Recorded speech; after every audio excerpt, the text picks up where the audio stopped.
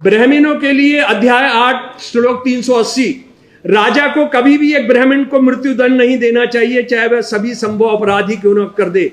उसे राज्य से निष्कासित कर देना चाहिए, लेकिन उसकी सारी संपत्ति छोड़ देनी चाहिए और उसके शरीर को कोई चोट नहीं पहुंचानी चाहिए।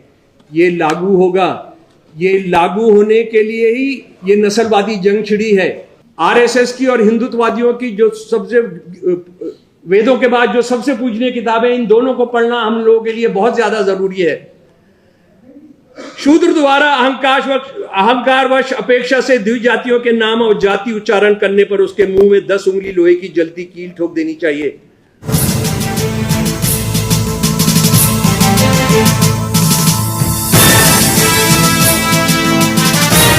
ने कहा वो चैप्टर 8 2071 श्लोक, शूद्र द्वारा अहंकारवश ब्राह्मणों को धर्म उपदेश देने का दुस्साहस करने पर राजा को उसके मुंह और कान में गर्म तेल डाल देना चाहिए। 8वां चैप्टर 2072 श्लोक, उच्च वर्ग के लोगों के साथ बैठने की इच्छा रखने वाले शूद्र की कमर को दाब करके उसे वहां से निकाल भगाना चाहिए अथवा उसके नितंब को इस तरह से कटवा देना चाहिए जिसे वह ना मरे ना जिए। 280 8वें भाग का।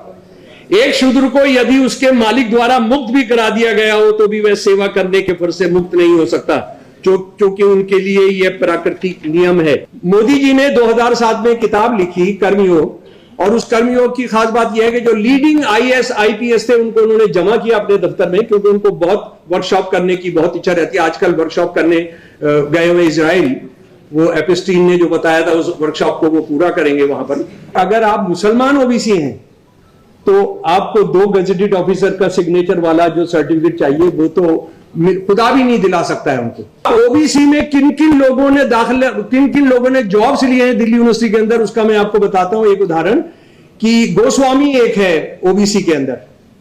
ब्राह्मणों ने गोस्वामी के कैटेगरी के अंदर जॉब्स लिए हैं मेरे प्रिंसिपल रहते हुए, और सिलेक्शन कमेटीज ने उसको ओके किया। वो जानते थे कि ये ब्राह्मण बच्चे हैं। ये प्रोफेसर शमसुल इस्लाम साहब से कहूंगा कि वो अपनी बात है। जय भीम, इनकलाब जिंदाबाद। मैं समता संघर्ष समिति के साथियों का बहुत धन्यवाद करता हूं कि उन्होंने मुझे मौका दिया अपनी बात रखने का। ये जो नस्लवादी जो हमला हुआ है, जो न्यूनतम नस्लवादी हमला है, ये जो मतलब जिसको कैस्टिज्म हम जातिवाद कहते हैं, वो असल में एक तरह का नस्लवादी है। और ये इसका क्या मतलब है, 29 जनवरी को जो फैसला आया हमारे सुप्रीम कोर्ट के जस्टिस साहिबान का, वो हमारे गणतंत्र रिपब्लिक डे के 3 दिन के बाद आया। इससे ज्यादा शर्मनाक बात नहीं हो सकती थी। और मैं ये मानकर चल रहा हूं कि आप उसके प्रोस एंड कॉन्स जो हैं वो सब जानते हैं, और इसको रोकते हुए जो हमारे चीफ जस्टिस साहब हैं उन्होंने फरमाया, मैं हिंदी में उसका तर्जुमा आपके सामने रख रहा हूं, कि क्या जाति विहीन समाज की उपलब्धि के संदर्भ में हमने जो कुछ भी हासिल किया है उससे हम पीछे जा रहे हैं। यानी हमारे जो मुख्य न्यायाधीश हैं वो ये सोचते हैं कि अगर वो अपने नाम के साथ शर्मा जी हटाकर अपना नाम है जो अभी वो बोलेंगे तो उसके बाद उनकी जातिवादी पहचान वो शायद खत्म हो जाएगी। जातिवाद इस तरह से खत्म नहीं होता है मुख्य न्यायाधीश जी। और सबसे अहम बात यह है कि उनको जातिवाद जहां खोजना चाह रहे हैं, उनको भी नहीं अगर पता है तो फिर मुझे लगता है कि क्या करना पड़ेगा, कहां पर हम लोग जाएंगे। ये वायर ने बहुत अच्छे डाटा जो है वो किया है हमारे साथ कि 18 और 23 के बीच में 98 स्टूडेंट्स दलित, बहुजन, आदिवासी, उन्होंने suicide, union government run universities में उन्होंने सुसाइड किया है। उसके बाद 122 students suicides in top institutions and union government universities between 2014 and 2021।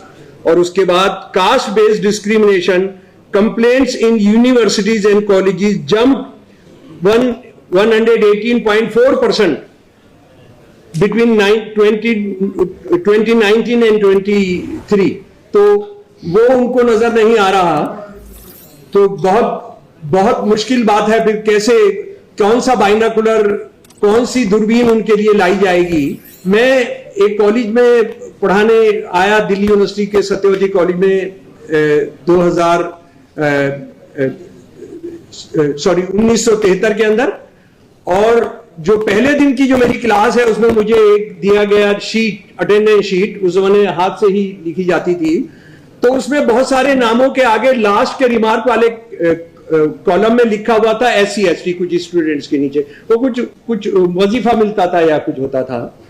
तो मुझे बड़ा अटपटा लगा। मैंने ऑफिस में जाकर पूछा, ये पहले महीने की बात है, तो वहां बताया गया कि ऐसा है कि इनको हमको आइडेंटिफाई करने में आसानी होती है कि इनको वजीफा मिलेगा। तो मैंने कहा कि आप अटेंडेंस शीट में क्यों दे रहे हैं, क्योंकि उसको मैं ये देख रहा था कि क्लास में टीचर जो है बहुत सारी बार उसका नाम पढ़कर, अच्छा तू वो है, तूने तो शरारत करनी ही है, तू तो बदतमीज होना, इस तरह का पूरा आभास, और वो उनको मार्क्स देने में भी वो इस्तेमाल होता था। और मैं थोड़े दिन प्रिंसिपल भी रहा सत्यवती कॉलेज का, तो उसमें आप ये समझ लीजिए कि आप रिजर्वेशन को लागू कराना, जो टेम्परेरी जॉब्स थे, जो एडॉक जॉब्स थे, वो इम्पॉसिबल था, वो आप करा ही नहीं सकते थे। आप ओबीसी में किन किन लोगों ने जॉब्स लिए हैं दिल्ली यूनिवर्सिटी के अंदर, उसका मैं आपको बताता हूं एक उदाहरण, कि गोस्वामी एक है ओबीसी के अंदर, ब्राह्मणों ने गोस्वामी के कैटेगरी के अंदर जॉब्स लिए हैं मेरे प्रिंसिपल रहते हुए, और सिलेक्शन कमेटीज ने उसको ओके किया। वो जानते थे कि ये ब्राह्मण बच्चे हैं, ये गोस्वामी वो नहीं है जिनके आप ओबीसी की बात कर रहे हैं। और अगर आप मुसलमान ओबीसी हैं तो आपको 2 गजेटेड ऑफिसर का सिग्नेचर वाला जो सर्टिफिकेट चाहिए, वो तो खुदा भी नहीं दिला सकता है उनको। वो कितने यानी वो क्लास विद इन क्लास की जो स्थिति थी वो सामने देखी गई, और आप कुछ भी नहीं कर सकते थे। अच्छा, जहां तक इस देश में जातिवाद खत्म हो चुका है, वो कभी खत्म नहीं हो सकता। मैं उसके कुछ उदाहरण आपके सामने रख रहा हूं। टाइम्स ऑफ इंडिया 9 फरवरी 2017 की स्टोरी है। इगलास एक जगह है आगरा के पास, वो कॉन्स्टिट्यूट जी अलीगढ़ के पास, वहां वो जो कॉन्स्टिट्यूएंसी है, वो मेंबर पार्लियामेंट भी एक RSS के वाल्मीकि हैं, और उनका बेटा इगलास जो था ये चुनाव लड़ा था।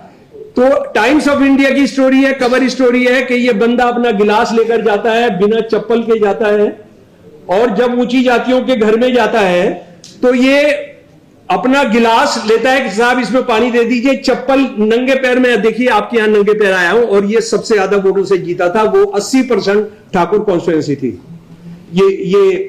ये जो मैं आपको बता रहा हूं, मोदी साहब, ये मुझे लग रहा है कि इनको मोदी नामा में हमको अपने चीफ जस्टिस की कुछ ट्रेनिंग करानी होगी, कुछ क्लासेस करनी होगी, कम से कम कर्मयोग जो मोदी जी की किताब है वो पढ़वानी होगी। मोदी जी ने 2007 में किताब लिखी कर्मयोग, और उस कर्मयोग की खास बात यह है कि जो लीडिंग IAS IPS थे उनको उन्होंने जमा किया अपने दफ्तर में, क्योंकि उनको बहुत वर्कशॉप करने की बहुत इच्छा रहती है। आजकल वर्कशॉप करने गए हुए इजराइल, वो एपिस्टीन ने जो बताया था उस वर्कशॉप को वो पूरा करेंगे वहां पर। तो ये जो है, इसमें क्या लिखा है जरा मैं आपको पढ़कर सुना दे रहा हूं मेरे प्यारे साथियों। इसके अंदर लिखा है IAS IPS, और ये 5000 किताब छपी थी। वहां का जो पेट्रोलियम बोर्ड था उसने इसको छापा था, और उसके अंदर लिखा हुआ है कि मैं कई बार सोचता हूं, वो फिलोसोफर के अंदाज में वो बात कर रहे हैं, मैं कई बार सोचता हूं कि वाल्मीकि लोग जो हैं, वाल्मीकि लोग हजारों सालों से पखाना साफ कर रहे हैं, पूरा साफ कर रहे हैं। ये कोई और जॉब भी तो कर सकते थे, इन्होंने कोई और जॉब नहीं किया, क्योंकि इनको स्पिरिचुअल सैल्वेशन मिलना है, इनको अध्यात्म तौर पर इनको मुक्ति महसूस होती है, इसीलिए ये हजारों साल से इस काम को कर रहे हैं, कोई काम दूसरा नहीं कर सकते हैं। ये मोदी साहब की किताब है जो गायब कर दी गई, लेकिन उस किताब की कॉपी मेरे पास है। उसके बाद एक और घटना आपको बताता हूं कि किस तरह से जो RSS है, जो हिंदुत्व है, वो कितना नस्लवाद और जातिवाद पर्यायवाची है। गोलवलकर साहब school of social sciences Gujarat university दिसंबर 17 1960 को वो भाषण दे रहे हैं, ये मैंने RSS के ऑर्गेनाइजर से लिया है, कि आज अगर हम वर्ण सिस्टम को अगर हम खत्म करना चाहेंगे तो उससे पूरा देश तबाह हो जाएगा। हिंदू समाज का जो तंबू है वो गिर पड़ेगा।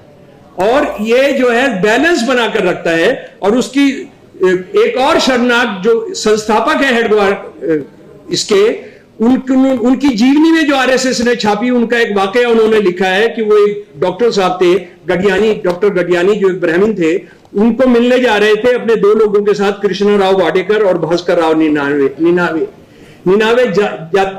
दलित थे। तो जब ये उनके घर जा रहे थे तो ये आपस में चर्चा हुई, किस किस में, कृष्ण राव वाडेकर जो ऊंची जाति के थे और हेडगवार, ये चर्चा हुई कि जनाब वहां जाकर कि जो हमारे साथ दलित जा रहा है, जब वो खाना परोसेंगे तो हम क्या करेंगे, तो इसको साथ खाने देते हैं, क्या फर्क पड़ेगा। उनको डॉक्टर गिडियानी को थोड़ी पता है कि ये दलित है। हेडगवार जी ने कहा कि नहीं, अगर कभी उनको बाद में पता लग गया तो उससे उनको बहुत दुख होगा। और हेडगवार 99 थे, 99 नाम है उनका, सरनेम था, मैं गलत भी हो सकता है ले रहा हूं। तो उनको अलग बिठाकर अलग खाना परोसा गया और उन्होंने फिर वो पत्तल में खिलाकर उसको कहीं खुद ही वो फेंक कर आए। और उसकी एक और बहुत शर्मनाक उदाहरण मैं आपको बताता हूं। गोलवलकर साहब 17 दिसंबर 1960 को गुजरात में सोशल साइंसेज डिपार्टमेंट में थे। सोशल साइंसेज डिपार्टमेंट में उन्होंने जो भाषण किया क्रॉस ब्रीडिंग पर, वो क्रॉस ब्रीडिंग पर वो सुनने लायक है कि हिंदू धर्म के अंदर नस्लीय शुद्धता बनाए रखने के लिए हमारे पूर्वजों ने, अंग्रेजी में उनका भाषण था, ऑर्गेनाइजर ने रिप्रोड्यूस किया, उसका जो एक्सपेरिमेंट किया, वो एक्सपेरिमेंट ये था कि केरला के हिंदुओं की जो भी शादी होती थी ब्राह्मणों को छोड़कर, उसमें वैश्य, शूद्र और ठाकुर, उनकी जो शादी होती थी उसमें जो लड़की है, जो दुल्हन है, उसको अपना पहला बच्चा उत्तर भारत से जो हिंदू ब्राह्मण जाते थे वहां पर उनसे पहला बच्चा करना होता था। पहला बच्चा किससे करना है? केरल की सारी हिंदू औरतों को, ब्राह्मणों को छोड़कर यह है कि उन्होंने पहला बच्चा, नंबूदिरी ब्राह्मण जो उत्तरी भारत से जाते थे उनके साथ पहला बच्चा पैदा करना होता था, ब्राह्मण उससे बाहर है। ये सारा मौजूद है। मुझे लगता है कि ये सब जो है हमको एक दिन अपने चीफ जस्टिस साहब को देकर आना चाहिए। उसके बाद मेरे प्यारे दोस्तों, एक और बात, मेरी शायद आखिरी बात है ये, कि 26 नवंबर 1949 को भारत की संविधान सभा ने संविधान पास किया। 4 दिन के बाद आरएसएस के ऑर्गेनाइजर ने लिखा एक एडिटोरियल, हम इसको रद्द करते हैं, द कॉन्स्टिट्यूशन एडिटोरियल का नाम है, हम इसको रद्द करते हैं, हमको मनुस्मृति चाहिए। मनुस्मृति के बारे में पहले ही सावरकर साहब लिख चुके थे कि ये चारों वेदों के बाद सबसे पूजनीय स्क्रिप्चर है हिंदुओं की, और ये हिंदू लॉ है। ये सारे दस्तावेज मौजूद हैं। और ये क्या है मेरे प्यारे दोस्तों, आप सब जानते होंगे, लेकिन मैं फिर भी एक बार आपके साथ दोहराना चाहूंगा कि मनुस्मृति में और उसके साथ ही साथ अर्थशास्त्र, आरएसएस की और हिंदुत्ववादियों की जो सबसे वेदों के बाद जो सबसे पूजनीय किताबें, इन दोनों को पढ़ना हम लोगों के लिए बहुत ज्यादा जरूरी है। शूद्र द्वारा अहंकारवश अपेक्षा से द्विजातियों के नाम और जाति उच्चारण करने पर उसके मुंह में 10 उंगली लोहे की जलती कील ठोक देनी चाहिए। चैप्टर 8 2071 श्लोक। शूद्र द्वारा अहंकारवश ब्राह्मणों को धर्म उपदेश देने का दुस्साहस करने पर राजा को उसके मुंह और कान में गर्म तेल डाल देना चाहिए। 8वां चैप्टर 2072 श्लोक। उच्च वर्ग के लोगों के साथ बैठने की इच्छा रखने वाले शूद्र की कमर को दाग करके उसे वहां से निकाल भगाना चाहिए, अथवा उसके नितंब को इस तरह से कटवा देना चाहिए जिसे वह ना मरे ना जिए। 280 8वें भाग का। एक शूद्र को यदि उसके मालिक द्वारा मुक्त भी करा दिया गया हो तो भी वह सेवा करने के फर्ज से मुक्त नहीं हो सकता, क्योंकि उनके लिए यह प्राकृतिक नियम है। और ब्राह्मणों के लिए अध्याय 8 श्लोक 380। राजा को कभी भी एक ब्राह्मण को मृत्युदंड नहीं देना चाहिए, चाहे वह सभी संभव अपराध ही क्यों न कर दे। उसे राज्य से निष्कासित कर देना चाहिए, लेकिन उसकी सारी संपत्ति छोड़ देनी चाहिए और उसके शरीर को कोई चोट नहीं पहुंचानी चाहिए। ये लागू होने के लिए ही ये नस्लवादी जंग छिड़ी है, ये रेसिस्ट ने जंग छोड़ी है। और आखिरी बात मैं आपको याद दिलाना चाहता हूं, मंडल विरोधी आंदोलन की याद करिए। यह नस्लवाद का हमला पहली बार नहीं हो रहा है। जब दिल्ली की सरकारी बसों पर लिखा रहता था नाली की ईंट चौबारे पर नहीं लगेगी, नहीं लगेगी, और अपने ही एक लड़के को इन्होंने जलवाया था जी, उसको जलवाया था उस पूरे आंदोलन को। ये जो हम रिजर्वेशन के साथ जो जुड़ा हुआ सवाल है, तो मेरे प्यारे दोस्तों, ये बहुत बहुत जरूरी लड़ाई है, नस्लवाद के खिलाफ लड़ाई है। बहुत सारे विद्वान हमको बताते हैं कि इन्होंने हिटलर से सीखा। मेरा हमेशा से मानना है कि ब्राह्मणवाद जो है वो ओरिजिनल फैशिज्म है, ओरिजिनल फैशिज्म है, और ये जातिवाद जो है ये ओरिजिनल रेसिज्म है। और दो लाइनें गाकर अपनी बात खत्म करूंगा। चले चलो दिलों में घाव लेके भी चले चलो, चलो लहू लोहान पांव लेके भी चले चलो, चलो कि आज साथ साथ चलने की जरूरत है, चलो कि आज साथ साथ चलने की जरूरत है, चलो कि खत्म हो न जाए जिंदगी की हसरतें, चलो कि खत्म हो न जाए।